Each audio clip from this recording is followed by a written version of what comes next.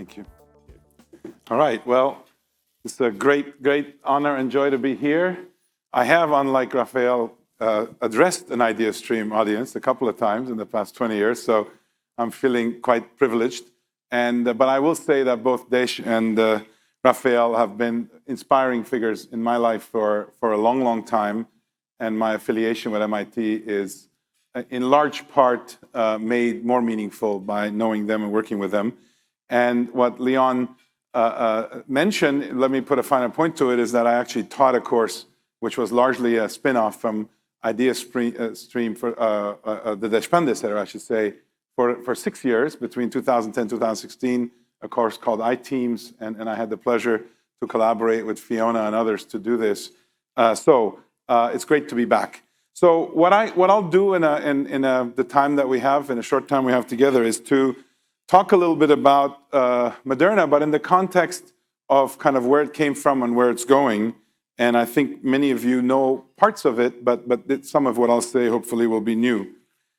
So just by way of background, the firm that I started in 2000, so roughly as long ago as the Deshpande Center, has been all about experimenting in how to do breakthrough innovation and entrepreneurship as an institution, not as a kind of a wide network of individual projects. And so that's what we've been trying to sort out. And so we kind of focused in on creating biological platforms. And that's an important part of our conception, as you'll see in Moderna, is a very good example of that. And we've been involved in the conception, the science, and the execution of a number of companies since that time who have a fairly large portfolio of products that are being developed from there. There's two things I'll say in the way we think. I'm not going to give a very long address on this, but there's a couple of aspects to our thinking process. One is that we think of innovation as coming in two varieties. One is where you explore the adjacent possible, looking for value, doing a whole lot of different things, a subset of which will end up finding value. And the other, which is to leap to a far-out place which has completely no connection with current reality and working backwards to connect it to the current reality. That kind of innovation, I would contend to you, is disproportionately the source of disruption. And we tried to create an environment within which you could make those leaps. So what I show on this diagram, which is kind of adjacency-oriented innovation, which is by and large where most of the money goes, however far the adjacencies might seem, and then what makes you want to leap beyond those, and what do you do when you do that? So in the interest of time, since a lot of this stuff is available for those of you who are interested online, just to say that what I'm going to describe in the case of Moderna and in everything else that we do has this flavor to it. The second thing I'll just mention, again, as a preamble to the Moderna presentation, is to say that kind of the way we operate as an institution is to follow the most boring thing ever invented in organizational structure, which is a stage gate kind of process. You might think that any entrepreneur would be revolted at stage gate, but in fact, we think that having process is not at odds with making breakthrough innovations and starting companies. Quite the opposite. I think it's really hard to learn if you improvise and what you work on is new. So one of them has to be constant. And so we have gone about creating companies and making innovations in a highly repeatable way. The only new part is the output. And so this is how we work. I'm going to use some words that will hopefully offend some of you in the audience. And let me say it this way. We start with leaps of faith. Literally what those words mean. There's not a word that you would hear in an innovation talk or at MIT for that matter, but leaps of faith. And the reason I use the word faith is because faith is belief without facts. And I would argue that every major disruption starts life as a belief without facts, and it's all about getting facts to support the belief. If you restrict yourself only to the beliefs that come from facts, you have to wait a long time till the facts assemble sufficient to have belief. And the bad news is, when you have the belief, you can count in nanoseconds when everybody else has the same belief because the facts suggest the belief. So the job of an entrepreneur, the job of a kind of a creative destroyer of or a destroying creator, any way you look at it, is to anticipate, is to have faith, and then to work hard at the risk of ridicule, at the risk of failure, in order to get the facts needed to support what should exist, not what is obviously going to exist next. If you take nothing away from my talk, that's the belief system we exploit. So the way we do that is, we know better than to have leap of faith into one place, because that's going to have an initial condition bias. So we try to diversify the things that we leap to. We use hypotheses for value to motivate what we do. We ask questions like, what if you could do X? Give an example. What if there was a virus or many viruses in our bodies that are good for us? Now, how many of you know of viruses that colonize human beings that are good for you? Raise your hand. Great. One and a half people. There was a little tepid raise of my hand. And then our sound system person knows of one, so that's great. No, I'm kidding. Well, guess what? If you ask the question to a virologist, to an infectious disease person, they will say viruses are pathogens. And it turns out the reason for that is because the only viruses we study are pathogens because they're bad for us, and therefore people want to spend money getting rid of them. But if you say, no, there must be viruses that are good for us, then you'd have to go look for them. It turns out if you do a literature search, that doesn't really exist because NIH stopped funding viruses that are not bad for you 10 years ago. True fact. So what if question might be, well, what if there was such virus? What would you do with them? What would they be good for? Well, guess what? You want to deliver genes into your body.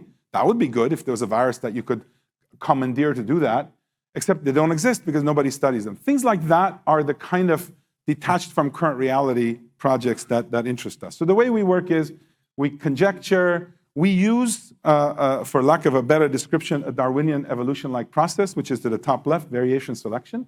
So basically, I don't think breakthrough innovations are made by humans. They emerge. The humans that are there, when they emerge, take full credit for them and describe them as though they were the product of their work.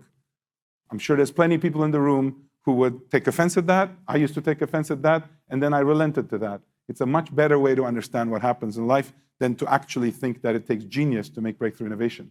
It takes years and years and years of ever iterative emergence by which something gets close enough, just like in nature, where there's a real gain of function. And when that happens, the winning species gets to tell people that, hey, I'm a giraffe with a really long neck, and it's no such thing. You were the product of what came just before you, and just before you, and just before you. So the question then is, in that world, what is your role as a human being? And I would say your role is a conductor. I would urge you, those of you in the room who want to do this as a profession for the rest of your life and contribute to mankind as in having impact, view your role as a conductor. Conductors bow first after a performance of a symphony. They don't make a single sound, hopefully, unless you're in the front row, you can hear them grunt a bit, but that's it. Why? Because it is the actual assembly of that music and whatever you did ahead of time that creates the end result. That's an emergent product. And emergence is conducted differently than if you believe that it takes genius, hard work, perspiration.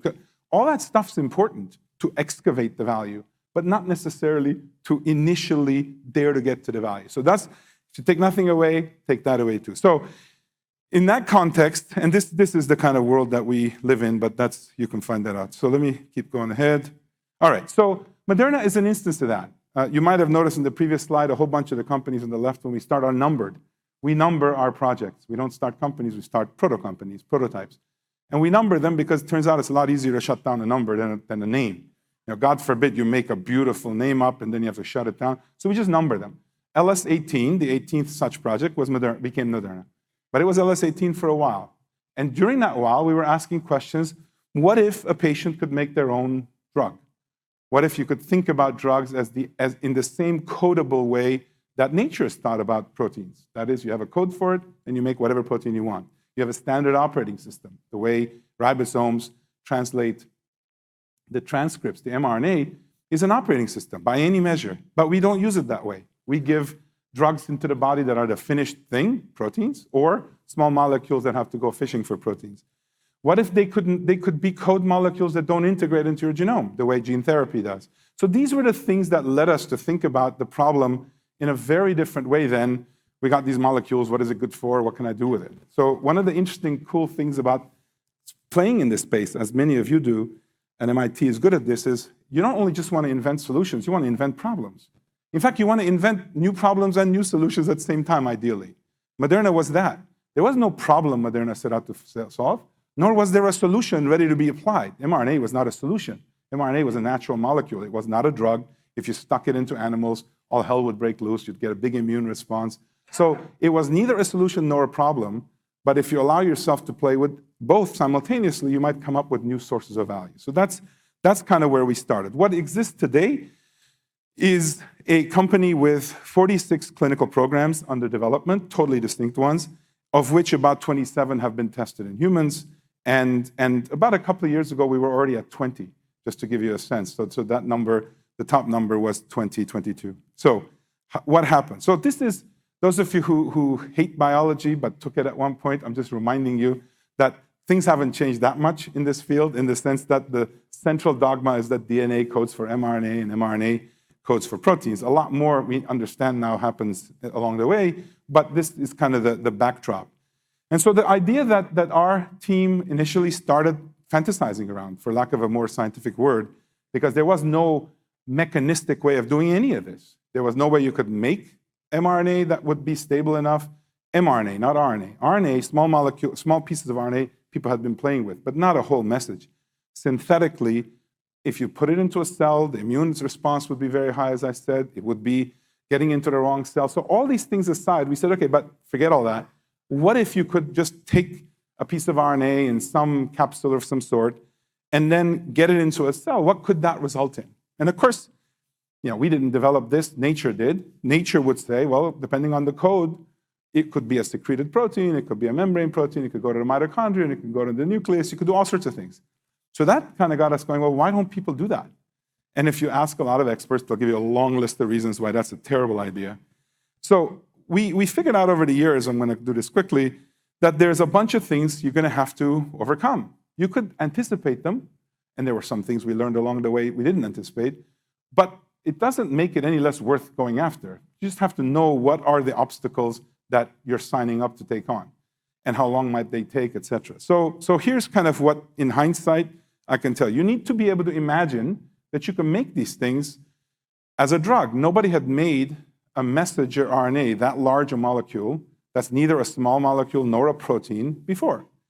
And so we needed to imagine that you could make this at some scale. It's not worth working on it if you can't make it at scale, but there was no known way of making these at some larger scale. So that was a question mark. You have to get it to the right level of purity, because once you're putting code molecules, everything else you put in is also a code molecule, right? So that's the problem with code molecules, is that all their wrong forms are very, very different than just any other molecule. Second, you need to overcome the immune sensors.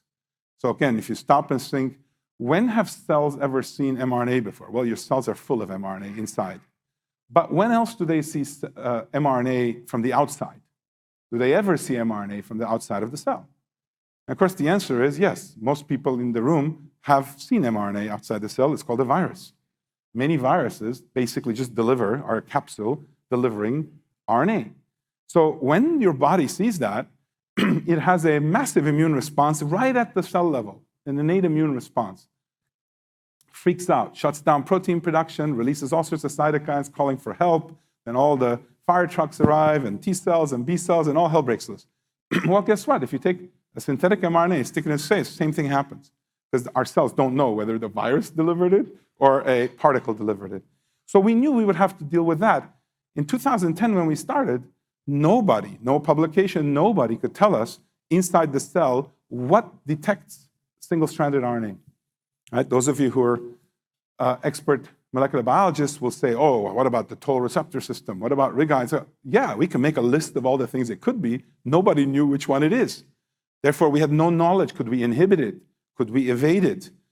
Now, you could either say, whoa, it's not the right time to start. Wait till the science develops and matures, that we understand all this. Remember what I said before, and then it's time, except it's time for everybody. Or what Moderna set out to do, which is say, you know what? Maybe we can figure this out in the context of a company. And we can collaborate with people externally to help us figure out science if we don't know it, or if we need to rely on outside. That was the journey as well. The third thing is you have to have some way of getting it into, quote, the right cells. Of course, you don't know what the right cells are when you first start, because if you're going to make EPO, for example, a well-known therapeutic protein, does it matter if you make it in the liver or the muscle or the brain? We don't know. Nobody ever did that before. Nobody ever heterologously expressed in a myocyte a EPO. Is it bad? Is it toxic? You don't know. Again, as an entrepreneur, what do? You could either say, well, okay, go back, let's go see if somebody does the experiment. Or you could say, well, okay, that's one of the other things we have to figure out. Sorry, let me see if I go back. And then, of course, you have to, let alone optimizing the actual construct, the code. I've said nothing about the code so far, but it's not like you can sit in front of a computer and type up a code of 4 letters and all of a sudden you get something that works. So that was where we were back in 2010. This is kind of laying out the kind of sequence of things and important events. You'll see on this DARPA, you'll see on this BARDA, you'll see AstraZeneca, you'll see Merck, you'll see Vertex.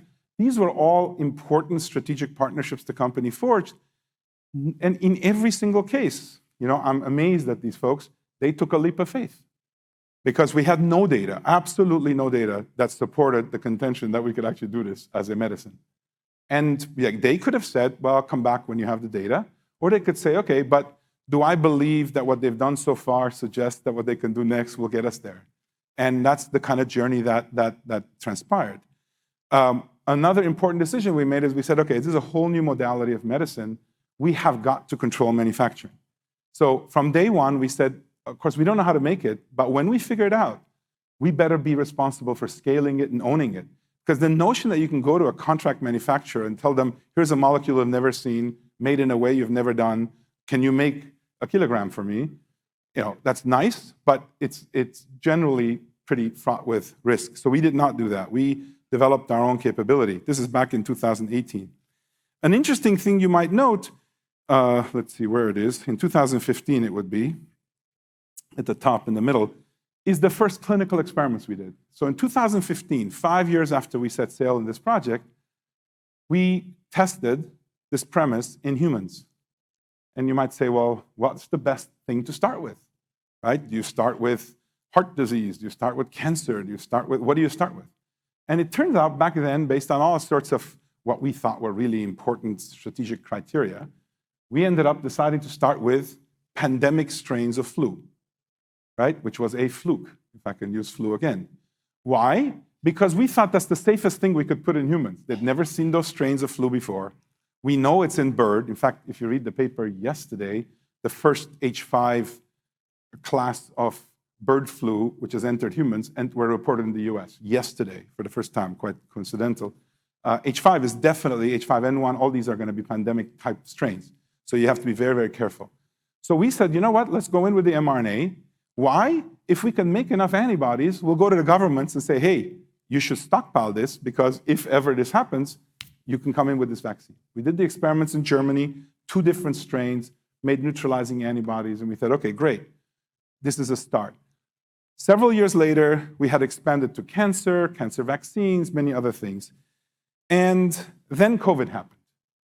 And in 2020, where most of the room found out about any of this stuff, this was a 10-year-old company with $2.5 billion spent on building a platform with 20 development programs, 10 in vaccines that had already been tested in humans.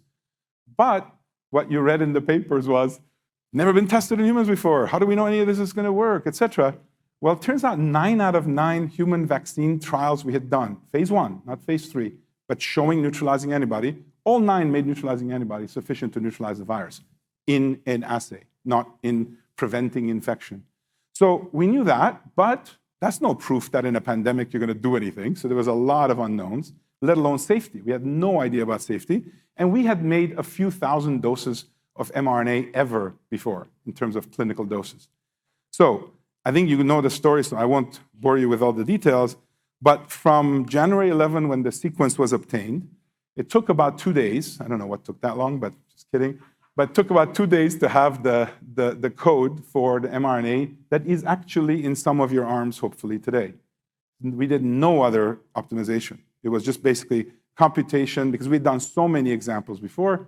We took the code, optimized it, converted it into a synthetic code, so that we knew we need to make a lot of it in the systems we were expressing. Put it into lipid nanoparticles. Within 40-some days, 44 days, we entered the first human. Against the backdrop of uncertainty, the pandemic, just March was when we shut down, certainly in Massachusetts, March 13th. And what was interesting was we were kind of like going 100 miles an hour, but recognizing that any number of things could just stop it, right? And so a whole lot of things had to go right. Among them was, what's the dose you use? Do you use doses based on what animal data showed? You don't have human data yet. Do you try many, many doses? How long do you try many doses? Do you spend 6 months, a year? All other vaccines that had been developed before had taken 2-3 years just to set dose. And the reason people talk about 4 or 5 years to get a vaccine approved is that there's no platform. So when you start a new program, you start from scratch. That's the difference between a platform and a non-platform, because all of a sudden, we kind of had a sense from 9 other vaccines, roughly how much mRNA to give to produce roughly how much protein to get how much antibody response. And more or less, depending on the immunogenicity of the peptide or the antigen, we thought, okay, within a range, we could already say it's going to be 25, 50, 100 micrograms. We tested for safety, 250 micrograms, just to see how reactogenic it would be. So things like that in the early kind of March, April timeframe. We were lucky in that the context caused the government to get organized and to partner with the private sector in a way it had never done, at least not since World War II. And it was huge. It was a gigantic help. In addition, the AIDS Research Network, the very same people who had been frustrated for the last 30 years based on the response of the world to creating AIDS vaccines and AIDS treatments. You see, before this pandemic, there had been other major health scares, and we didn't react very well to them. And there was very little collaboration. So there was a huge network of clinical trialists in the US. Turns out they're the ones who did our clinical trial. It's actually, they haven't been given enough credit for the reality that, but for that, there's no way we could run a 30,000 human subject trial in 3 months, which is basically what we ended up doing. It was their network that just said, okay, for a second, put aside HIV, everything we know is the same, we're going into humans, we'll do the trial. And that's what they did. This COVE study was really an NIH collaboration, but importantly, using the clinical trial network that they had assembled. The FDA, as I think all of you know, in December of 2020, gave an emergency use authorization. Since then, Europe did. We scaled. By the way, I'm not going to spend a ton of time on the details. All right, so what can I tell you out of this that's more generalizable? I want to leave some time for questions. So the time frame, accelerated time frame, I would say benefited from a number of things. But essentially what we think we have now is a platform where a couple of days for the design and optimization, whatever you're going to do computationally, then getting it into vials and testing it, that we think we can do over and over again. So this notion of 100 days from sequence to being able to make significant quantities, I don't think that's outside the realm of plausible, forget even possible, just because that's kind of sort of how long it took. Now, the first time around, we took a lot longer to show safety. The question will be, if there's 3 more pandemics in the next 6 months, God forbid, would we do that? Do we need to keep showing the same safety data? Or is an mRNA delivered by an LNP for all practical purposes, like the flu vaccine, with variants in sequence? So you got to test for the antigen-specific effects, but not necessarily the LNP and everything else. So we're all learning, the regulators are learning, we're all trying to figure out how to do this more reliably. A bunch of things that are behind kind of being able to go this fast. First, it's an information molecule. Second, we built a platform. We had done a lot of testing before. We had even worked on MERS. This was covered quite a bit in the press. Dr. Fauci had a lab, an infectious disease lab in NIAID, where he led, that worked on a MERS vaccine. MERS is a close cousin to SARS-CoV-2, and the spike protein is extremely related protein. So we knew, based on the work we had done with them, using our mRNA and their protein design capability, that we could actually make these things. So that was an interesting experience. We owned our own manufacturing, which meant we could scale up quite rapidly under our own control instead of going out to CROs, which I think would have been very time limiting. The team, of course, there's always the human component of this is by far where the heroism comes in. It really was quite remarkable. It was remarkable because the state shut down and there was like 350 people in Norwood, Massachusetts, which we couldn't even tell people which city it's in, because we didn't want people. I mean, this basically, we took all the signs down, police went there, then the military went there, because can you imagine the risk that that one plant where you're making this stuff is? The people who work there 24 hours a day, not the same people, but although if they could, I'm sure they would, they were dedicated. Many of them slept there. It was quite remarkable. I mean, this went on for 12, 15, 16 months. It was quite remarkable. And it's unfortunate, frankly, that in the way all this is played out, there's still a lot of, obviously, people still would like a lot more to have happened, a lot better. But those people who actually sacrificed a lot, so imagine their families are locked up at home, their kids can't go to school, they are going in, gowning up, and working on something to presumably save some lives, which you have no real reason to believe it's going to work, because every single pharmaceutical executive, every single regulatory executive, every person said chances of doing it in 9, 12 months is 0. And even if you can do it in 12 months, it won't work. So kind of like imagine getting up in the morning in a pandemic and then going off to try to do that. I wasn't involved in any of that, so this is not about me, but boy, was there an unbelievable amount of heroism, which is great, because this industry, the biotech industry, many people do this for the imaginary patient whose life they're going to save. Understand that's what motivates people. Sometimes we forget that. Companies who forget that end up getting in trouble. But if that's why you're doing it, you'll sacrifice a lot. Doing it persistently for a long time with that kind of urgency, I don't think we'd seen before. So it was a very interesting kind of experience. So just to look ahead a little bit, and then I'll end. I talked a little bit about, so this is kind of what's ongoing right now. There's 31 clinical programs just in vaccines, 4 of them in phase 3. There's a whole bunch of phase 2 programs. What we're doing as well is to establish manufacturing centers of excellence on mRNA. We've announced one in Canada. In fact, this morning, we announced that it will be in Quebec. There will be one in Switzerland. There already is one in Switzerland, because that's where we did our overseas manufacturing. We announced a month ago that we're building a plant for 500 million doses in Kenya. This is not just COVID-19 vaccine.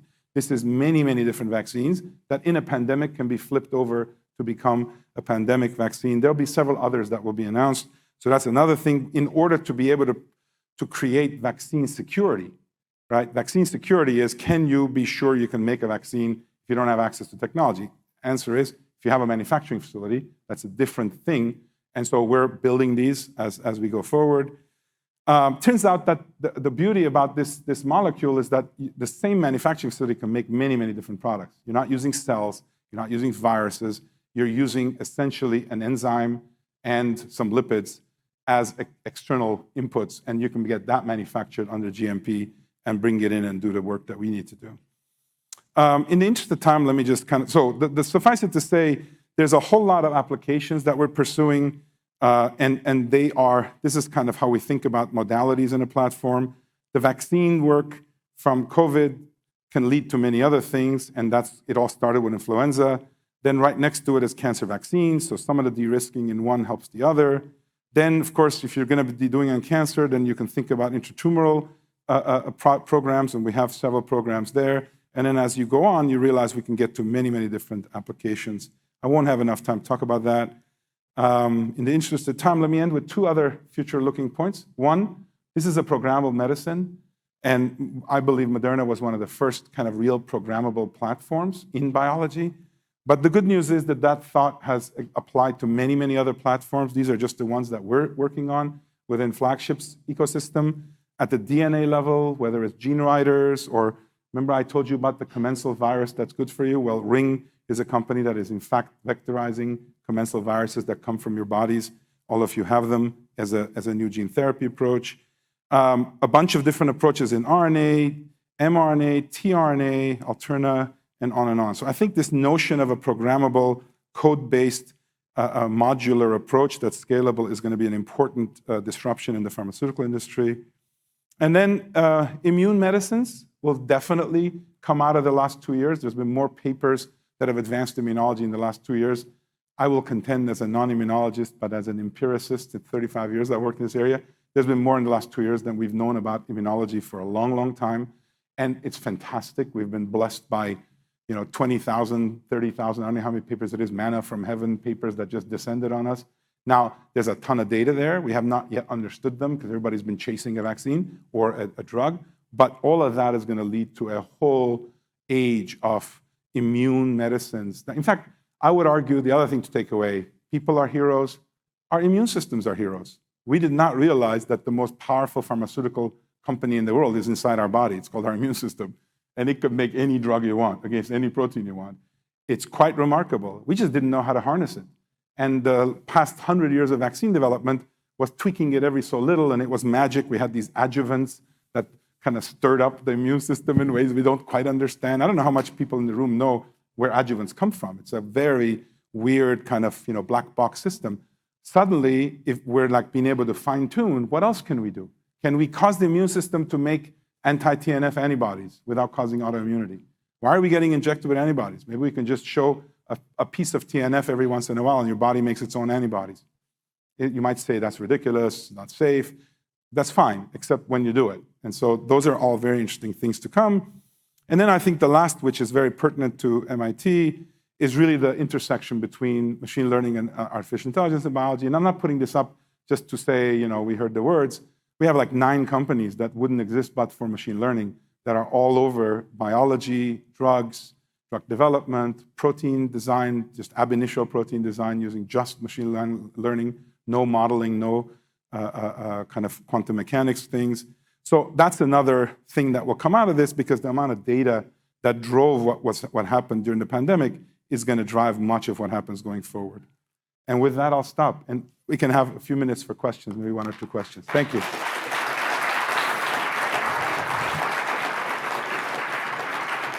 very much, Matt. You guys are on a pretty tight schedule. So if somebody has a question, we've got a couple of roving mics. If you just raise your hand.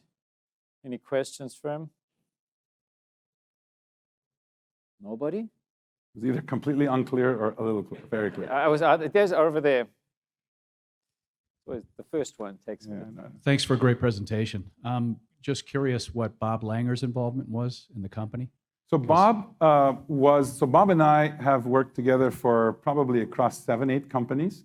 Bob reached out to me when he first learned of the stem cell research. That is where mRNA had been used in cell culture. And we talked together, and he's a chemical engineer, as you may know. I'm a chemical engineer. He was on my thesis committee, so I know him very, very well. And the very first what if about could we actually use this to make things inside the body was a what if that he and I talked about. Because he had worked on LNP and drug delivery, we thought on this journey he would be an important part of coming along on a journey. There was no science or technology, which he'll tell you from his lab, that we needed or used, but he himself has been a very integral part. He was an academic founder alongside us and 2 other academics, both from Harvard, one in the interventional cardiology gene therapy area, the other in the stem cell area. We never worked on stem cells. We were never going to work on stem cells, but we did work on cardiology. So Ken Cheen, who's the other academic co-founder, his lab did quite a bit of translational work. So Bob has been an entrepreneur and an innovator as part of Moderna. This is not a spin-out, though, which he'll tell you very happily, because one of the biggest successes he's had has not been the same exact kind of process as he's followed. He's been successful in lots of different ways. Back there. I'll go here first. Yeah, thanks. That was a really inspirational talk. I don't think I've been to a conference for 3 years or something like that, so it is a good way to start. So I was thinking, when you're getting all these new ideas and you don't really have a reference or KOLs, and you're kind of by your own, so how do you kind of prioritize, and how to kind of select what to move forward and what not to move forward? Yeah, it's a terrific question. I always say it's a great question, but this was a terrific question because it captures the loneliness of this act. It is the case that if you work on adjacency-based innovations, you have the protection of groupthink, and KOLs will tell you whether something's a good idea or not. And when you invest in it or you devote your life, your work to it, you feel good about it or you feel protected.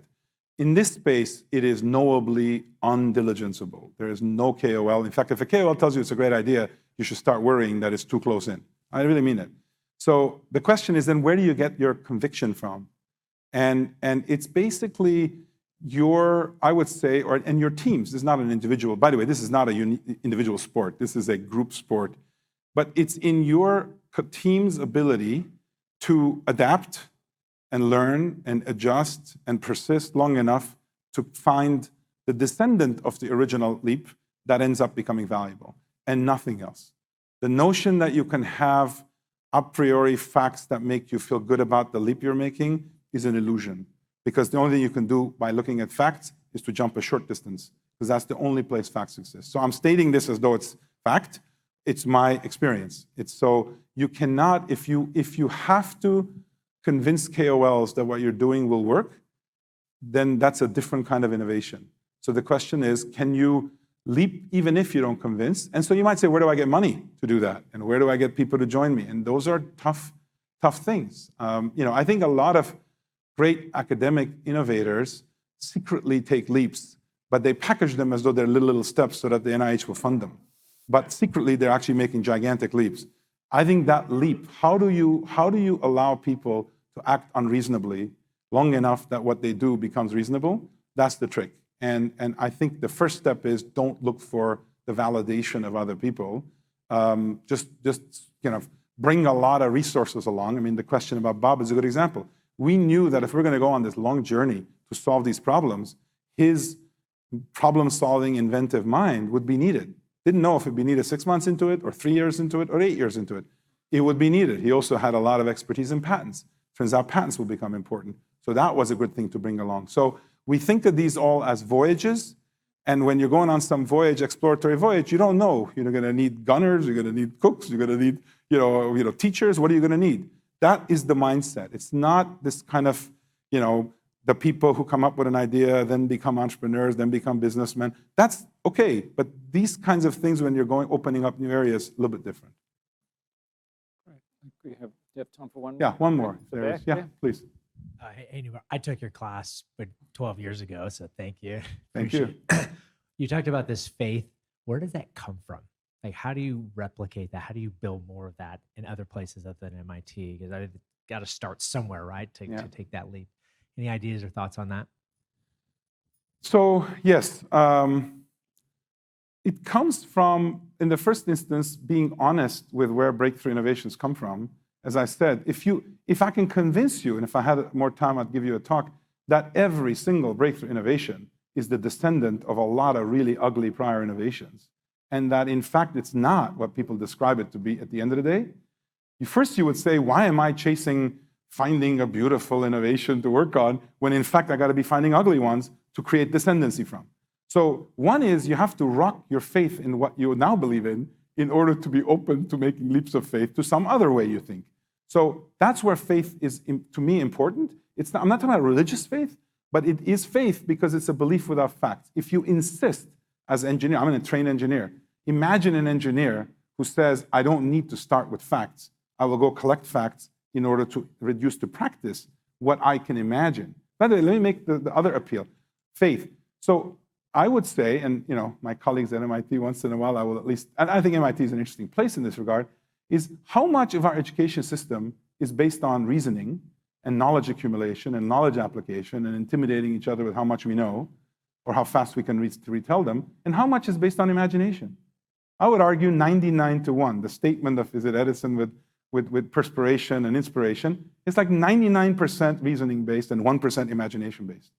And yet, if you're going to make a leap of faith, you have to use imagination. So why should you trust your imagination, right? The answer is because it's your imagination. And so you're not going to stop with it. You're going to use it to then discover value, which will have made it worth it, right? If you see enough examples of that, you might say, look, the reason we were talking earlier about, Leon was saying about immigrants. And I would argue that immigrants physically do that.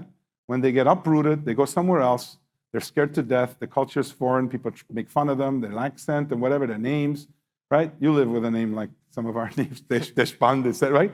But the answer is you have to overcome that. And once you overcome that, then why not create a company out of nothing the way Desh did? So you don't have to be an immigrant to do it, but you have to be willing to believe that there are value pools that are not short-term accessible, but for that, therefore, and that the leap of faith is not the end of the road, it's the beginning of the road. If it was the end of the road, if you thought you're going to be Nostradamus and imagine the next big thing, that's a waste of time. But imagining 10 new things and being willing to do the work of iterating them, if you do it enough time, you actually practice, you realize your imagination is a bigger part of your value creation than is your knowledge and your willingness to work hard. And so I would urge everybody to use it, as I'm sure lots of entrepreneurs in the room do when they're struggling for survival. See, survival causes you to rely on your imagination, right? Think of who survives. Prisoners who are held Mandela, Those people are alive for so many years because they have imagination, not because they have knowledge. And that imagination makes your mind think of, okay, well, if I can just do this, then I'll get out of this, then I'll get... That imagination is a path to innovation. So thanks for listening to me. Thank you very much. Thank you. Okay, thank you so much. Take care. Thank you.